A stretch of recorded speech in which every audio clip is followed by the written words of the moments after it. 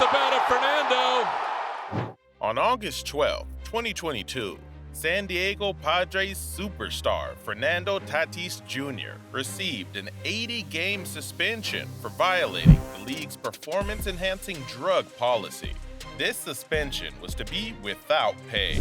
Tatis Jr. had tested positive for a drug called Clostebol, a substance in violation of Major League Baseball's Joint Drug Prevention and Treatment Program. Tatis Jr. has been suspended since this incident, and his return looks to be near. Tatis Jr. is eligible to return to Major League Baseball on April 20th, joining a Padres team that looks to be miles better than when he left them. The Padres are so good, in fact, that Tatis Jr. won't even be their shortstop anymore, because they went out and got one of the best shortstops in baseball in free agency, Xander Bogaerts. San Diego signed Bogaerts to an 11-year, $280 million contract to be their shortstop for the next decade. This all happened while Tatis Jr. was suspended. Something else happened while Tatis Jr. was suspended, and this one may be an even bigger deal. The San Diego Padres upset their way up all the way to the 2022 National League Championship Series. San Diego ultimately lost to the Philadelphia Phillies in 5 games, and many believe that if Tatis Jr. were with the team, that the Padres would have been in the World Series and potentially could have been the World Series champions.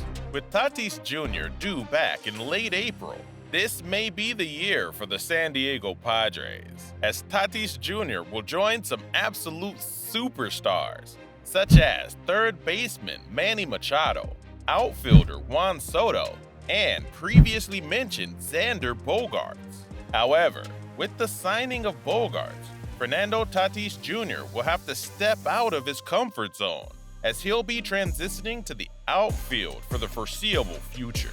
Tatis Jr. has only played 207.1 innings in the outfield in his young career, and hasn't been the most successful player in the field in that time. Still, Tatis Jr. has a cannon for an arm and top-notch athleticism, so as long as he can make the routine plays in the outfield, he should be more than adequate for San Diego. Tatis Jr. is one of the most talented players baseball has to offer, and one of the biggest names in all of Major League Baseball.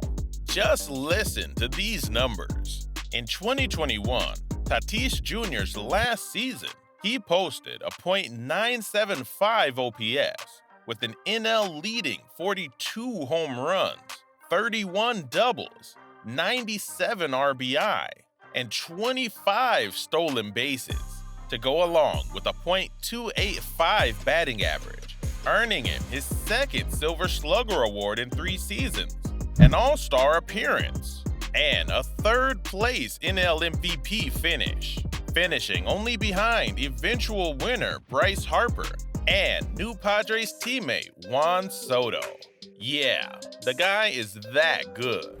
Tatis Jr. also played very underrated defense at shortstop in that time.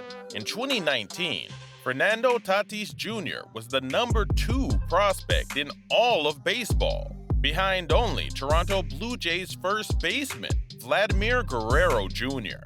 Tatis Jr. would finish 3rd in NL Rookie of the Year voting in 2019, only behind Mets first baseman Pete Alonso, who had an insane 53 home runs his rookie year, and Braves pitcher Michael Soroka.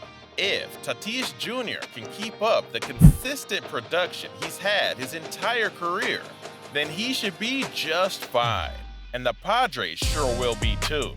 Now, we've talked about what he'll do when he gets back from his suspension. It's time to talk about why he was suspended in the first place. Many speculations believe he was taking performance-enhancing drugs to boost his level of play coming off his last injury. But his father, Fernando Tatis Sr., has something else to say about that. Tatis Sr. was quoted as saying this: "What involves him is a steroid that contains a spray called Clostebol. He got a fungus due to a haircut. His mistake was not reading what it contains. which is what apparently makes him guilty of something totally unknown. When asked about the suspension, Tatis Sr. said this: "It was a mistake that could have been handled differently. Destroying the image of a player for such a small thing, for a situation like this, it's catastrophic, not just for Tatis Jr., but for all of baseball. There's millions of fans that will stop watching baseball. All of this has happened because of something that is not worth this issue. This is something for the skin, something that's not performance enhancing and has no testosterone. It has nothing to help you improve in the game." Now, Tatis Sr. has a very valid point. If this speculation is true, and Tatis Jr. didn't take performance-enhancing drugs to improve his play on the baseball field, then his suspension could have been handled much better. But the real question is if the speculations are true at all. Many fans, players, and staff everywhere believe that Tatis Sr.'s speculations are all lies, a ploy to protect his son's image. San Diego Padres general manager A.J. Preller spoke on this issue and said this: "I think we're hoping that from the offseason to now, that there would be some maturity. And obviously with the news, it's more of a pattern and something we've got to dig a little bit more into. The Padres organization has obviously looked into this since, and considering his return is on the horizon, we assume that everything has gone smoothly during his suspension. Whether or not the rumors about him using performance-enhancing drugs are true, there's one thing that feels obvious coming out of this situation. Tatis Jr. doesn't need performance-enhancing drugs. The guy is already one of the most talented and electrifying players in all of baseball, and this is him clean. Tatis Jr. is going to come back, be as good as ever, help the Padres win a bunch of games, and remind everyone why he's got first-place MVP votes almost every single season of his young career. Whether you like Tatis Jr. or you hate him, you just can't deny his talent. With his 80-game suspension nearing an end, Tatis Jr. is warming up by playing some games in AAA, and fans everywhere just can't wait to see him suit up in those brown pinstripes and take over Major League Baseball once again. That's it. Are you excited to see Fernando Tatis Jr. return to baseball?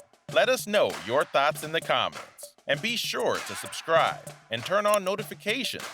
We hope you enjoy. Be on the lookout for more content, as it's sure to come your way soon. See you guys in the next one.